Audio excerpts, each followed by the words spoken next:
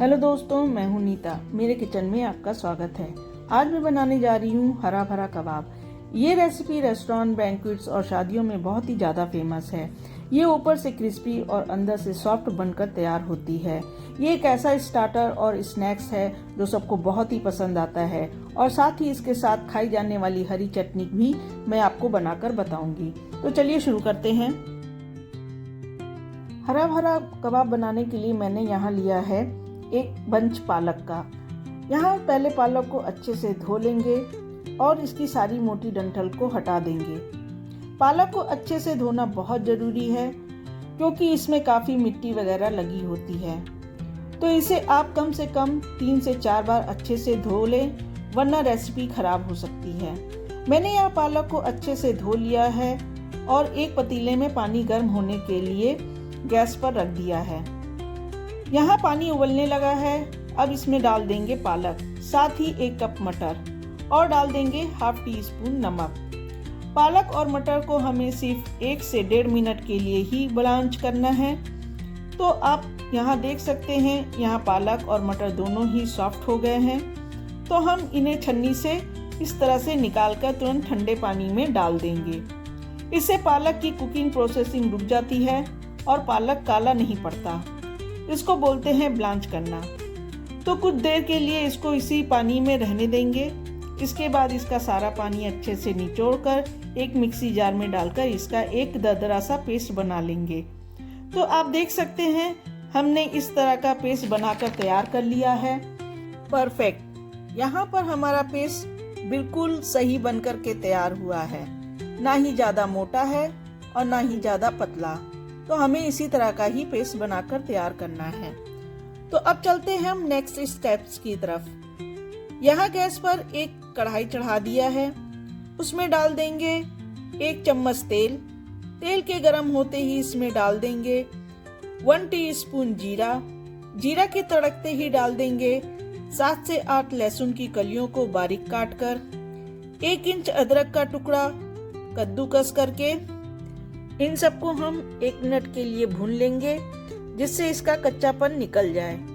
अब बारीक कटी हुई गाजर 3 से 4 टेबल स्पून, फ्रेंच बीन बारीक कटी हुई 3 से 4 टेबल स्पून और फूल गोभी कद्दूकस किया हुआ ½ कप, और साथ ही जाएगी 2 से 3 हरी मिर्च बारीक कटी हुई। इन सब चीजों से ही हरा भरा कबाब में जबरदस्त टेस्ट आएगा। अब इन सारी चीजों को हमें अच्छे से भून लेना है। हमें इन्हें तेज आंच पर ही भूनना है। इसके बाद इसमें डाल देंगे पालक और मटर का पेस्ट। इसे भी इनके साथ में भून लेंगे। इससे ये होगा कि इसमें जरा भी मॉइस्चर नहीं रह जाएगा और मिक्स हमारा ड्राई बनकर तैयार होगा। जब आप कबाब को शेप देंगे तो उसका शेप खराब नहीं होगा, साथ ही टेक्सचर मेंटेन रहेगा और ऑयल भी एब्जॉर्ब नहीं करेगा और ये क्रिस्पी भी बनकर तैयार होगा। अब हम इसमें डाल देंगे 1 टीस्पून नमक। इसे हमें इतना भुनना है कि ये पूरी तरह से ड्राई हो जाए। तो आप देख सकते हैं, ये पूरी तरह से ड्राई हो चुका है। इसे हम निकाल लेंगे एक बाउल में और इसे पूरी तरह से ठंडा होने देंगे। यहाँ मिक्स पूरी तरह से ठंडा हो चुका है। आप इस मिक्स को 3 से 4 दिन तक के लिए फ्रिज में एयर टाइट कंटेनर में डालकर स्टोर भी कर सकते हैं और जब मन करे निकालें। आगे की चीजें इसमें डालकर कबाब को बनाकर रेडी कर सकते हैं। मैं यहाँ मिक्स में डाल रही हूँ एक बड़ा उबला आलू कद्दूकस करके। मैश करके आलू को डालने से गुठलियां आती हैं तो कबाब अच्छे नहीं लगते हैं। अब नेक्स्ट जाएगा 2 tablespoon grated paneer. Paneer डालना पूरी तरह से ऑप्शनल है, आप इसके बगैर भी बना सकते हैं। अब यहाँ जाएंगे कुछ मसाले। तो 1 टीस्पून धनिया powder, 1 teaspoon red chilli powder, ½ teaspoon garam masala, ½ teaspoon जीरा पाउडर, 1 टीस्पून चाट मसाला। यदि चाट मसाला नहीं है तो आप अमचूर पाउडर भी डाल सकते हैं। 1 टीस्पून कस्तूरी मेथी इस तरह से रगड़कर डालेंगे, इससे बहुत बढ़िया टेस्ट आता है। साथ ही बारीक कटा हरा धनिया, थोड़ा सा ड्राई पुदीना आप फ्रेश पुदीना भी डाल सकते हैं। अब बाइंडिंग के लिए कुछ चीजें डाल देते हैं जिससे हरा भरा कबाब एकदम क्रिस्पी बने और साथ ही मेल्टिंग माउथ बने। यहाँ मैं ले रही हूँ बेसन। बेसन को मैंने पहले कढ़ाई में ड्राई रोस्ट कर लिया है। अब इसमें डाल देंगे 2 टेबल स्पून। अभी इतना ही डाल रही हूँ, जब और जरूरत लगेगी तो और डाल देंगे। साथ ही 4 टेबल स्पून ब्रेड क्रम्ब डाल देंगे।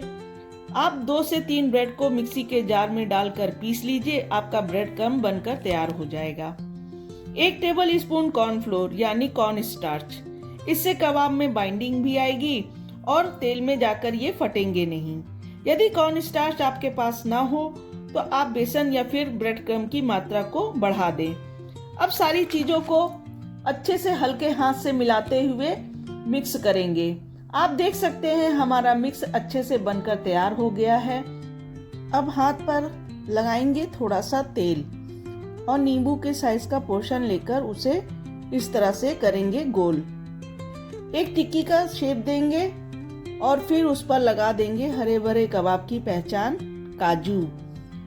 काजू को 2 भागों में डिवाइड कर लिया है, उसका एक भाग इस पर लगा देंगे।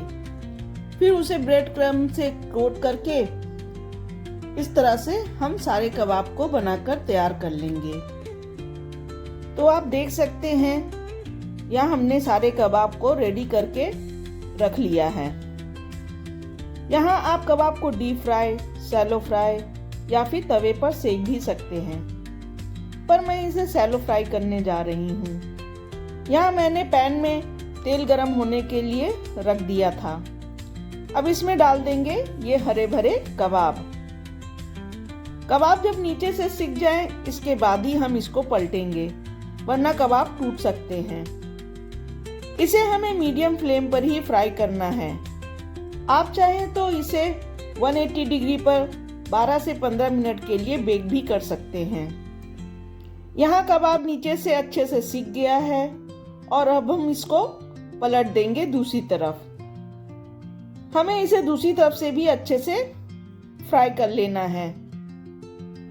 तो आप देखिए हमारा कबाब कितना अच्छे से पककर तैयार हुआ है, परफेक्ट।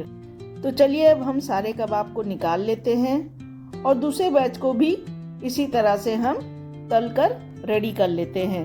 तो जब तक हमारा दूसरा बैच रेडी हो रहा है तब तक हम बना लेते हैं हरा भरा कबाब के साथ खाई जाने वाली हरी चटनी। तो मैंने यहाँ लिया है 2 मुट्ठी के करीब हरा धनिया, थोड़ा सा पुदीना, 3 से 4 हरी मिर्च, 1 इंच अदरक का टुकड़ा, 4 कली लहसुन की। यदि आप लहसुन नहीं खाते हैं तो आप इसे स्किप कर सकते हैं। साथ ही थोड़ी सी हींग, 1 टेबल स्पून नींबू का रस, आधा चम्मच नमक आप अपने स्वाद के अनुसार डालें और 2 टेबल स्पून दही। और मैंने यहाँ पर 2 बर्फ का क्यूब लिया है। इससे चटनी का रंग बिल्कुल हरा रहेगा कई दिनों तक। तो ये लीजिए चटनी बनकर तैयार है। तो चलिए सर्व करते हैं इसे हरे भरे कबाब के साथ। इस रेसिपी को आप भी बनाइए और कमेंट करके हमें बताइए कि आपको ये रेसिपी कैसी लगी। यदि वीडियो पसंद आया हो तो प्लीज़ वीडियो को लाइक, शेयर एंड चैनल को सब्सक्राइब करना मत भूलिएगा।